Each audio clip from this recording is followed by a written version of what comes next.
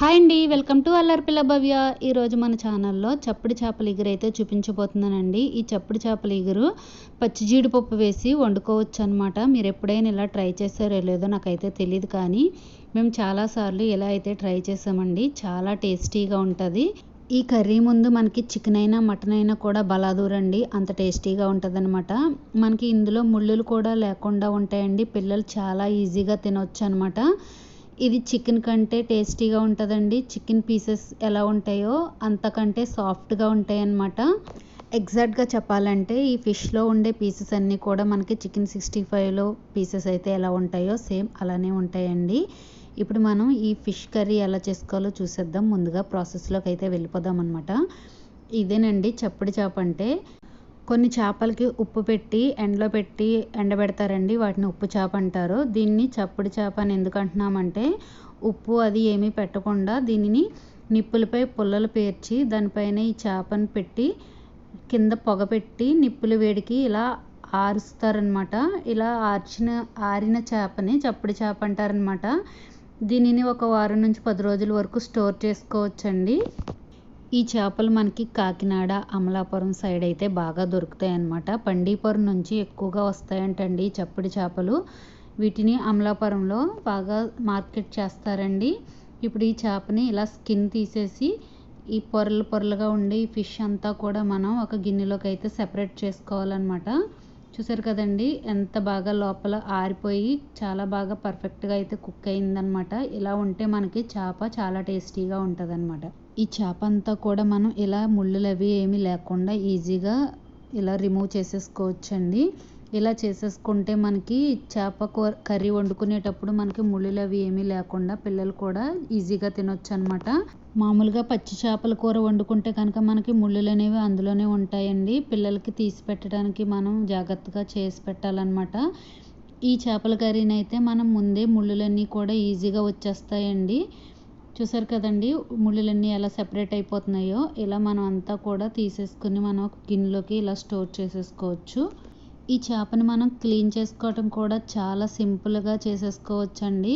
మొత్తం చేప అంతా కూడా రిమూవ్ చేసేసుకున్న తర్వాత ఈ చేప తలకాయలో మనకి గుజ్జేమీ ఉండదండి. చూసారు కదా అంతా డ్రై అయిపోయి గట్టిపడిపోయి ఉంటుంది అనమాట. ఈ చేప తలకాయని లక్ష్మీ చారులో వేసి చాలామంది కాచుకుంటారండి. పప్పుచారులో కానీ అలా ఎవరైనా ఇష్టంగా ఉంటే కనుక అలా చేసుకోవచ్చు. లేకపోతే ఇది తీసేసి పడేసేయచ్చండి.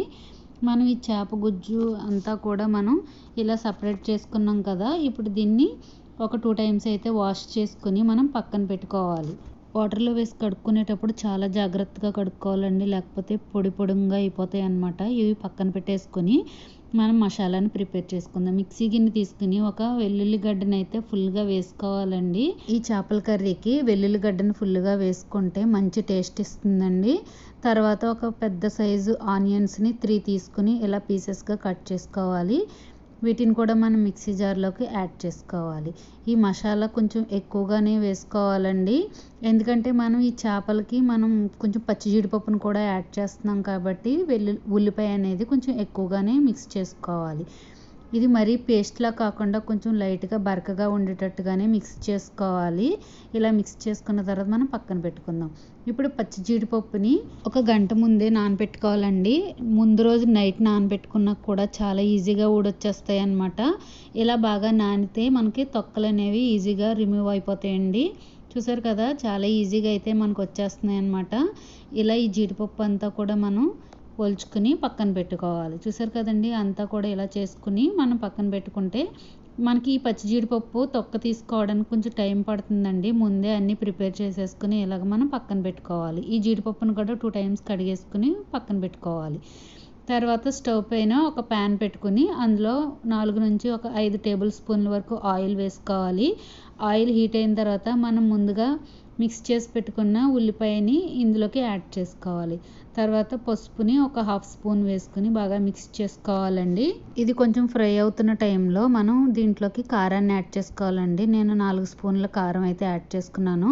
అలాగే 1 స్పూన్ ధనియాల పొడి, 1 స్పూన్ జీలకర్ర పొడి కూడా వేసుకుని మొత్తం మిక్స్ చేసుకోవాలి. ఇదంతా కూడా బాగా ఫ్రై చేసుకోవాలండి. ఇది కొంచెం ఫ్రై అయిన తర్వాత మనం ఇందులోకి 1.5 టేబుల్ స్పూన్ అల్లం వెల్లుల్లి పేస్ట్ని యాడ్ చేసుకోవాలి. ఈ అల్లం వెల్లుల్లి పేస్ట్ వేసుకోవటం వల్ల మంచిగా టేస్ట్ అనేది వస్తుందండి. మనం ముందుగా వెల్లుల్లిపాయ వేసుకున్న అల్లం వెల్లుల్లి పేస్ట్ అనేది వేసుకోవాలన్నమాట. తర్వాత ఈ అల్లం వెల్లుల్లి పేస్ట్ కూడా ఫ్రై అయిన తర్వాత మనం ఇందులోకి ఇంట్లో చేసి పెట్టుకుంటాం కదండి వెన్న, ఆ వెన్నని ఒక 1½ టేబుల్ స్పూన్ అయితే యాడ్ చేసుకోవాలి. ఈ బటర్ వేసుకోవటం వల్ల చాలా టేస్టీగా ఉంటుందండి కర్రీ. తర్వాత మనం ఇందులోకి ఒక 5-6 పచ్చిమిరపకాయలని చీల్చుకుని వేసుకోవాలి. తర్వాత కొంచెం కరివేపాకు, కొత్తిమీర కూడా యాడ్ చేసుకోవాలి. ఇది కూడా బాగా ఫ్రై చేసుకోవాలండి. ఇదంతా ఫ్రై అయిన తర్వాత మనం ఇందులోకి టేస్ట్కి సరిపడా ఉప్పును కూడా యాడ్ చేసుకోవాలి. ఈ మసాలాలన్నీ కూడా ఆయిల్లో ఎంత బాగా ఫ్రై అవుతాయి కర్రీ అనేది అంత టేస్టీగా అయితే ఉంటుందండి. ఈ పేస్ట్ అంతా కూడా చక్కగా ఫ్రై అయిన తర్వాత మనం కడిగి పెట్టుకున్న ఈ చేప ముక్కల్ని వేసుకొని మిక్స్ చేసుకోవాలి. ఇది మిక్స్ చేసుకునేటప్పుడు కూడా చాలా జాగ్రత్తగా మిక్స్ చేసుకోవాలండి. లేకపోతే ఈ ముక్కలన్నీ కూడా విడిపోయి మొత్తం కర్రీలో కలిసిపోతాయి అన్నమాట. తర్వాత ఒక 2 మినిట్స్ మూత పెట్టుకొని కుక్ చేసుకోవాలి. కుక్ అయిన తర్వాత మనం ఒకసారి మళ్ళీ లైట్గా కలపాలండి. మాడకుండా చూసుకోవాలన్నమాట. ఇది లైట్గా కొంచెం కదిపిన తర్వాత మనం ఇందులోకి పచ్చి జీడిపప్పుని యాడ్ చేసుకోవాలి. ఈ చేప ముక్కలు బాగా పెద్ద పెద్ద పీసెస్ అయితే వేసుకోవద్దండి. ఉప్పు కారం లాగదనమాట లోపలికి. ఇది కొంచెం డ్రై అయిన ఫిష్ కాబట్టి అందుకే కొంచెం చిన్న చిన్న పీసెస్గా వేసుకోవాలన్నమాట. ఈ జీడిపప్పు అంతా వేసేసుకున్నామండి. తర్వాత 1 టేబుల్ స్పూన్ గరం మసాలాను కూడా యాడ్ చేసుకోవాలి. హోమ్మేడ్ గరం మసాలానే వేసుకోవాలండి. తర్వాత ఇందులోకి వాటర్ సరిపడేంత వాటర్ వేసుకోవాలి. మనకి పచ్చి జీడిపప్పు అనేది ఉడకాలి కాబట్టి మెత్తగాని సరిపడేంత వాటర్ యాడ్ చేసుకోండి. మనం ఈ టైంలో గరిటతో కలపకూడదండి. ఇలా మనం అటు ఇటు మిక్స్ చేస్తే ఇలా ఈవెన్గా స్ప్రెడ్ అయ్యి చక్కగా పరుచుకున్నట్టుగా ఉంటుందన్నమాట. ఇలా ఒక్కసారి మధ్యలోకి గరిటతో కలిపి మనం వాటర్ కావాలంటే అడ్జస్ట్ చేసుకోవచ్చు అనమాట. ఈ టైంలో వాటర్ వేసుకున్నా ఏం పర్వాలేదండి. మనం ఇంకా ఉడికించుకోవట్లేదు కాబట్టి ఇలా వాటర్ వేసుకుని మళ్ళీ ఒకసారి అటు ఇటు కదిపితే మనకి మొత్తం అంతా కూడా చక్కగా స్ప్రెడ్ అవుతుంది. చూసారు కదండి, ఇలా కదుపుకోవటం వల్ల ఎక్కడ కూడా పీసెస్ అనేవి విడిపోకుండా ఉంటాయి అన్నమాట. ఇప్పుడు మనం మూత పెట్టుకుందామండి. మూత పెట్టుకుని హై టు మీడియం ఫ్లేమ్లో ఒక 5 to 10 మినిట్స్ కుక్ చేసుకోవాలి. కుక్ చేసుకున్న తర్వాత మనకి ఎక్కడైనా మధ్యలో మాడుతుందేమో అని మనకి ఏమైనా అనుమానంగా ఉంటే కనుక ఒకసారి అటు ఇటు కదుపుకొని మళ్ళీ మనం మూత పెట్టేసుకుని ఉడికించుకోవాలన్నమాట. ఈ ప్రాసెస్లో మనం చేసుకుంటే చక్కగా కర్రీ అనేది ఉడుకుతుందన్నమాట. తర్వాత మనం మూత పెట్టుకుని ఇంకొక 5 to 10 మినిట్స్ అయితే లో టు మీడియం ఫ్లేమ్కి టర్న్ చేసుకొని కుక్ చేసుకోవాలి. మనకి ఆయిల్ పైకి సెపరేట్ అవుతుందండి కర్రీ దగ్గరికి వచ్చే కొద్దీ. ఇలా ఆయిల్ సెపరేట్ అవుతున్న టైంలో మనం ఒకసారి మళ్ళీ వాటర్ అనేది కొంచెం ఉందా లేదా అన్నది చూసుకోవాలండి. ఇలా చూసుకుంటే మనకు తెలుస్తుందన్నమాట. ఇంకొక 5 మినిట్స్ కుక్ అయితే సరిపోతుంది అనమాట. జీడిపప్పు కూడా చక్కగా ఉడికిపోయిందండి. చూసారు కదా, చాలా సాఫ్ట్గా అయితే ఉడికిపోయిందనమాట. ఈ టైంలో మనం స్టవ్ ఆఫ్ చేసేసుకోవచ్చండి. ఆయిల్ అంతా కూడా చుట్టూ కూడా మనకి తేలిపోయిందనమాట. ఇప్పుడు స్టవ్ ఆఫ్ చేసేసుకుని మనం కర్రీని కొంచెం చల్లారిన తర్వాత మనం సర్వ్ చేసుకోవచ్చండి. చూసారు కదండి, పీసెస్ అన్నీ కూడా అలానే ఉన్నాయి. ఎక్కడా విడిపోకుండా మనం ఎలా వేసామో అలానే ఉన్నాయన్నమాట. చూసారు కదండి, ఇలా మనం పిల్లలకి పెట్టించామంటే చక్కగా తినేస్తారండి. చాలా ఇష్టంగా తింటారనమాట. మనం కూడా భయపడాల్సిన పని లేదండి. ఇందులో ముళ్ళులు ఉంటాయేమో, పిల్లలకి ఎక్కడ గుచ్చుకుంటాయా అని కూడా అస్సలు భయపడాల్సిన అవసరం లేదనమాట. మనకి ఇది చికెన్ పీస్ అయితే ఎలా ఉందో సేమ్ అలానే ఉంది. బాయిలర్ చికెన్లా ఉంటుందన్నమాట. చాలా టేస్టీగా ఉంటుందండి. ఇలా కనుక ఎప్పుడూ ట్రై చేయకపోతే కనుక తప్పకుండా ట్రై చేయండి. ఇలా ట్రై చేసి ఎలా ఉందో టేస్ట్ చేసిన తర్వాత తప్పకుండా కామెంట్ చేయడం మాత్రం మర్చిపోవద్దండి.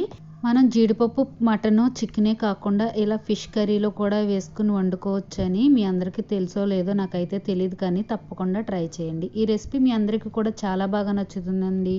నచ్చినట్లయితే కనుక మీ ఫ్రెండ్స్కి, మీ రిలేటివ్స్కి షేర్ చేయండి. అలాగే మరిన్ని వీడియోస్ కోసం నా ఛానల్ని సబ్స్క్రైబ్ చేసుకోండి. Thank you for watching.